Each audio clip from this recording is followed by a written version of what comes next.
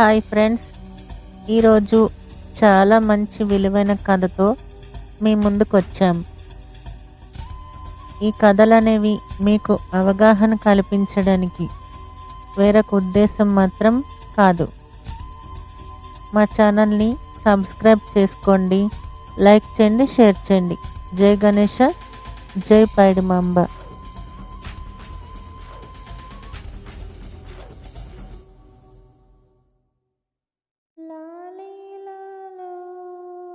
అది ఒక అందమైన కళ్యాణ మండపం. ఆ మండపంలో కూర్చున్న పెళ్లి కూతురు ఒక మధ్యతరగతి సాధారణమైన తల్లిదండ్రులకు పుట్టిన ఏకైక ఆడబిడ్డ. ఎత్తుకు తగ్గ ఒళ్ళుతో, అందమైన ముఖంతో, చిరునవ్వుతో ఆమె నవ్వుతుంది. ఒక కంట సాయంత్రానికి వెళ్ళిపోతున్నాను తల్లిదండ్రులని వదిలి అన్న బాధ, ఒక కంట కొత్త జీవితాన్ని భర్తతో మొదలు పెడుతున్నాను అని సంతోషం. ఈ రెండిటి మధ్యలో పెళ్లి కూతురు తన నడుముకి దోపుకున్న వైట్ హ్యాండ్ కర్చీఫ్ని తీసి ఆనంద బాష్పాలని, దుఃఖ బాష్పాలని ఒకేసారి ఆ కర్చీఫ్తో తుడుచుకుంటూ వచ్చిపోయే వాళ్ళకి నమస్కారం పెడుతుంది. ఆంటీ, మీరు వచ్చారా? రారనుకున్నాను. నమస్తే ఆంటీ. ఈ అబ్బాయిలకి ఎలా ఉన్నా మా అమ్మాయిలకి మాత్రం కర్చీఫ్ అనేది కన్నీళ్ళను తుడుచుకోవడానికి, కష్టాలను దాచిపెట్టుకోవడానికి.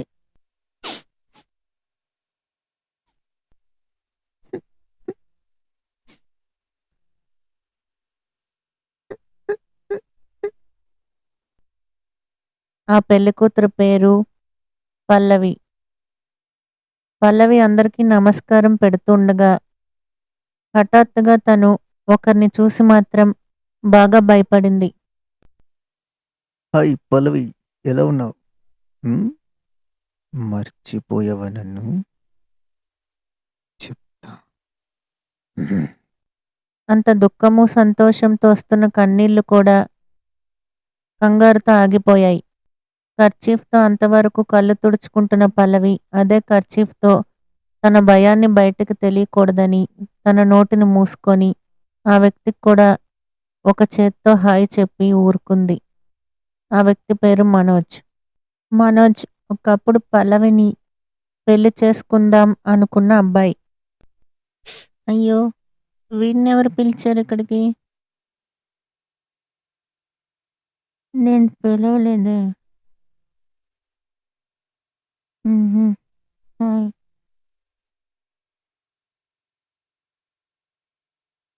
ఏం మంట పెట్టడానికి వచ్చాడు? వేదవా. పల్లవికి కూడా మనోజ్ అంటే చాలా ఇష్టం. వీళ్ళిద్దరూ ఇంచుమించు చుట్టాలే. అయితే దాదాపు వీళ్ళిద్దరి విషయం పెళ్లి వరకు వచ్చింది. ఒకరోజు రాత్రి పల్లవి గుడికి వెళ్ళింది మనోజ్తో. తిరిగి వచ్చేటప్పుడు మనోజ్ హద్దులు దాటాడు. అది ఎంతలా అంటే ఒక్కొక్కసారి మాటలతో హింసించేవాడు. తన బ్రా సైజ్ అడగడం, ఇంకేవేవో అడిగేవాడు. కానీ ఆ రోజు మాత్రం హద్దులు దాటేశాడు. తన రొమ్ములపైన చేతులు పెట్టి బలవంతం చేశాడు. ఇందుకే నా గుడికి తీసుకొచ్చా? వస్తమాను ఏమడగాలి ఏమడకూడదు తెలీదు ఆడపిల్లలకి. ఇంకా పెళ్లి కాలేదుగా నీకు నాకు. వస్తమాను ప్రాసెస్ ఎంత, అదెంత, ఇదంతని. ఎంత ధైర్యంరా నీకు! ఇంకా ఈ జన్మలో నీకు నాకు పెళ్లి జరగదు. ఎంత ధైర్యం ఉంటే ఎక్కడ పడితే అక్కడ చేతులు వేసుకొని చి, నువ్వేనా నాకు ఇంకా పెళ్లి చేసుకోవడానికి? ఇంకా జన్మలో నన్ను కలద్దు. ఇంకంతటితో వాడిని అక్కడే చెప్పుతో కొట్టి పల్లవి వాడిని పెళ్లి చేసుకోనని నిశ్చయించుకుంది. ఆ వెంటనే నెలలోపే పల్లవికి ఇంకొక అబ్బాయిని వెతికి తెచ్చారు. అతని పేరు వంశీ. వాళ్ళ అమ్మ నాన్న ఏరి కోరి తెచ్చిన మనోజ్ బాగోకపోవడంతో తప్పని పరిస్థితుల్లో వంశీని వెతికి పల్లవి కోసం తీసుకొచ్చారు పల్లవి అమ్మ నాన్న. వంశీ అమ్మా నాన్న లేని పిల్లడు, కానీ మంచి గుణవంతుడు. ఆయనని ఒక గుడిలో పూజారి పెంచారు చేరదీసి. వంశీకి అన్ని మంచి అలవాట్లే. మనోజ్ ఎంత చెడిపోయున్నాడో వంశీ అంత బంగారం. ఒక రకంగా పల్లవి ఒక్కొక్కసారి తన మంచి కోసమే మనోజ్ బయటపడ్డాడని అనుకునేది. మనోజ్ అలా బయటపడకపోతే వంశీ అంత మంచివాడు దొరకడని పల్లవి ఎప్పటికప్పుడు అనుకుంటూ సంతోషించి తనలో తనే నవ్వుకునేది. చివరికి ఆ రోజు రానే వచ్చింది. అదే పెళ్లి రోజు. అయితే మనోజ్ని ఎవరు పిలిచారో పెళ్లికి పల్లవికి అస్సలు పాలుపోలేదు. మనోజ్ కనపడిన దగ్గర నుంచి పల్లవి కర్చీఫ్తో చెమటలు ఒత్తుకుంటూ అటు ఇటు తిరుగుతూ బయటకు నవ్వు నటిస్తూ ఆందోళనగానే ఉంది. అప్పుడే సరిగ్గా పల్లవి దగ్గరికి తన తల్లి లేపాక్షి వచ్చింది. పల్లవి చేతిలో ఉన్న హ్యాండ్ కర్చీఫ్ చెమటలతో తడిచిపోవడం చూసి ఆమె కొత్త కర్చీఫ్ని పల్లవి చేతికిచ్చింది. బుద్ధుందా నీకు? అద్దంలో ముఖం చూసుకోమ్మా, ఎందుకలా కంగారు పడుతున్నావంటూ ఎన్నో యక్ష ప్రశ్నలు కూడా పల్లవిని లేపాక్షి ప్రశ్నించింది. అసలు ముఖం చూసుకున్నావా పల్లవి నువ్వు అద్దంలో? ఇంకలా వాడికి భయపడుతుంటావా? వాడు మటుకు వాడు తినిపోతాడు, ఇంకొదలేవాన్ని. అప్పుడు పల్లవి గోర్లు కొరుక్కుంటూ మనోజ్ గురించి ఎలా చెప్పాలి అని అనుకుంటుంది. లేపాక్షి వెంటనే అర్థం చేసుకొని మనోజ్ని ఎవరు పిలిచారో తెలీదు, కానీ వాడెవడో నువ్వు తెలియలేనట్టుండు, వాడే భోజనం తినిపోతాడు సరేనా అంటూ కూతురికి ధైర్యం చెప్తూ భుజం పైన చేయి వేసింది లేపాక్షి. ఇలా తల్లి కూతుర్లు మాట్లాడుతుండగానే వంశీ అక్కడికి వచ్చాడు. పల్లవి వెంటనే తన చీర చెంగుని సరిచేసుకుంటూ వంశీని హాయ్ అంటూ పలకరించింది. అప్పుడు వంశీ ఆడపిల్ల కదా అంటీ, పెళ్ళంటే భయపడుతుందంటూ పల్లవిని వెనకేసుకొచ్చాడు. పోనీలేండంటీ, ఆడపిల్ల కదా సిగ్గుపడుతున్నట్టుంది. ఏం పల్లవి?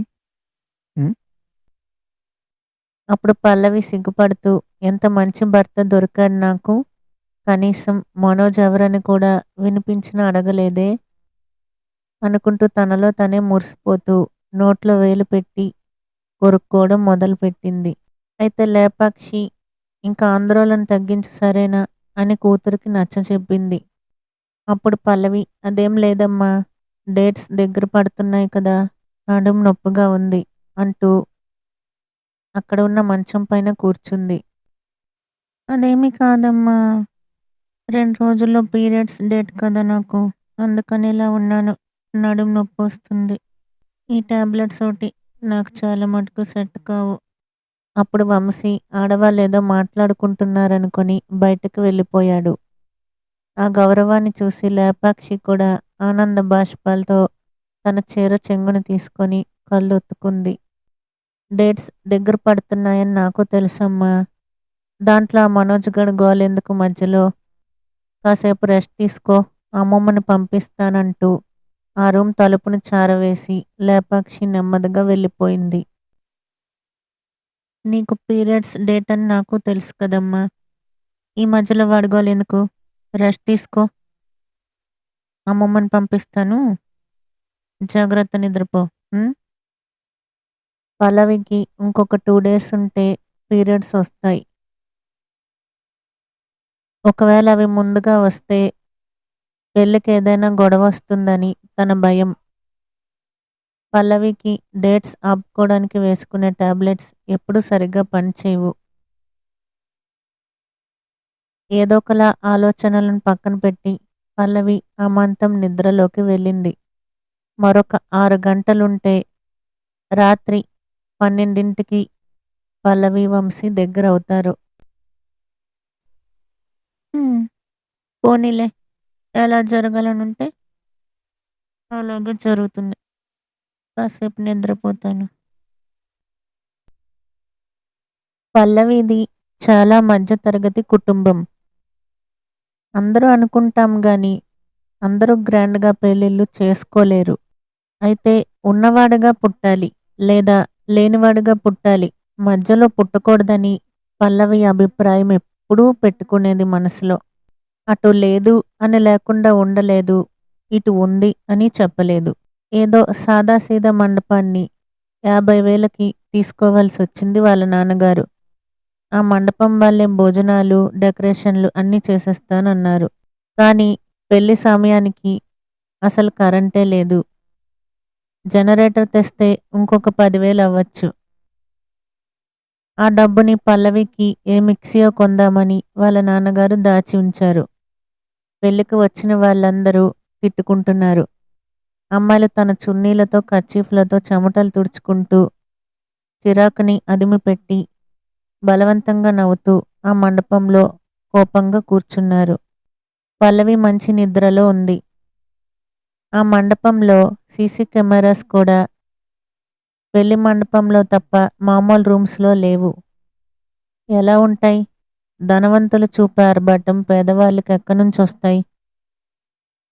అలాని గుళ్ళో పెళ్లి చేసుకుంటే సమాజం ఒప్పుకుంటుందా? నువ్వేమైనా పేదవాడివా అంటుంది. మధ్యతరగతిదాయి కదా పల్లవి. లేదు, గ్రాండ్గా బుక్ చేద్దామంటే నువ్వేమైనా ధనవంతుడివా అంటుంది సమాజం. పల్లవి మధ్యతరగతి అమ్మాయి కాబట్టి. ఏదో సాదాసీదా అటు ఇటు కాకుండా ఉన్న సదుపాయాలున్న మండపంలో పల్లవి పెళ్లి జరిగిపోతుంది. వంశీయే అన్నీ కొడుకై అల్లుడై అన్నీ చూసుకుంటున్నాడు. ఈలోపు ఏం జరిగిందో తెలీదు. హఠాత్తుగా మంటలు. ఒక ఆడపిల్ల కాలిపోతూ ఆర్తనాదం మొదలుపెట్టింది. ఆమె మాటలు కూడా "మ్, మ్, మ్" అనే వస్తున్నాయి. ఇంకేదీ అర్థం కావట్లేదు ఎవరికి. బాగా చూస్తే అది పల్లవి. అవును, ఆ మూర్ఖుడు పల్లవిని చంపేశాడు.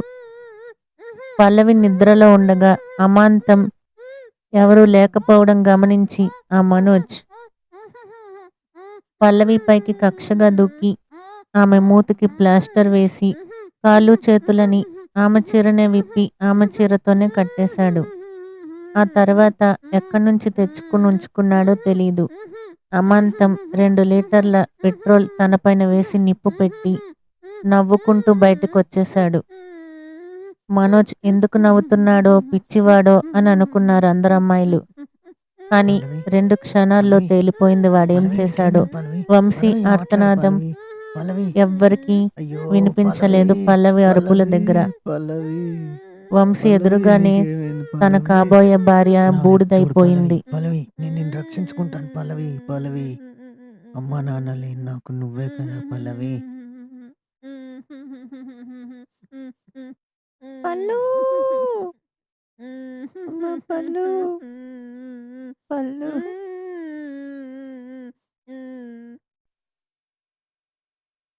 సాదాసీదా మండపం కావడంతో మంచినీళ్ళు కూడా సరిగ్గా లేవు పల్లవి మంటలను ఆర్పడానికి.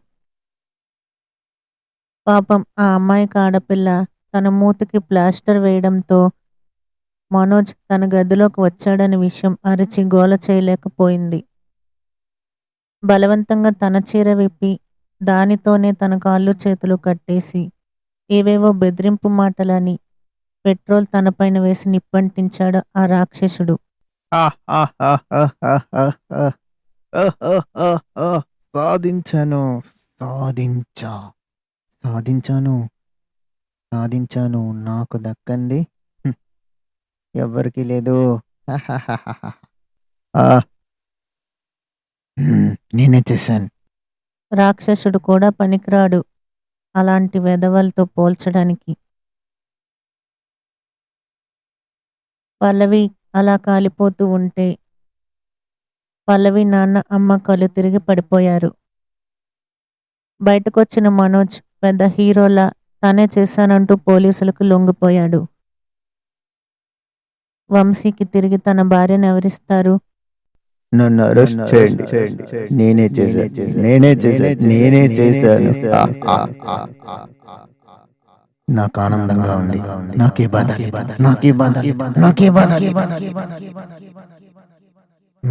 పల్లవి, త్వరలో నేను వస్తాను. మనం మళ్ళీ పుడదాం. కొడుకుగా వాళ్ళ ఆలనా పాలన చూసుకుంటాది అని అనుకున్న తల్లిదండ్రులకి తమ కొడుకు కూతురైన పల్లవిని ఎవరిస్తారు? ఇలా జరిగిన ఆడపిల్లలకి ఈ కథ అంకితం. సారీ పల్లవి. సమాజం ఎప్పటికి మారుతుందో తెలీదు. సమాజంలో నిర్లక్ష్యమో లేక సమాజంకి ఇంకా అర్థం కాలేదో అలాంటి మూర్ఖులను ఇంకా వదిలేస్తూనే ఉంది.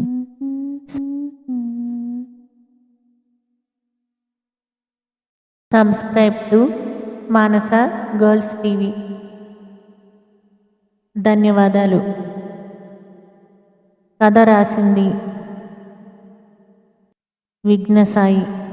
కథ చదివింది మానస. జై గణేశ, జై పైడిమాంబ.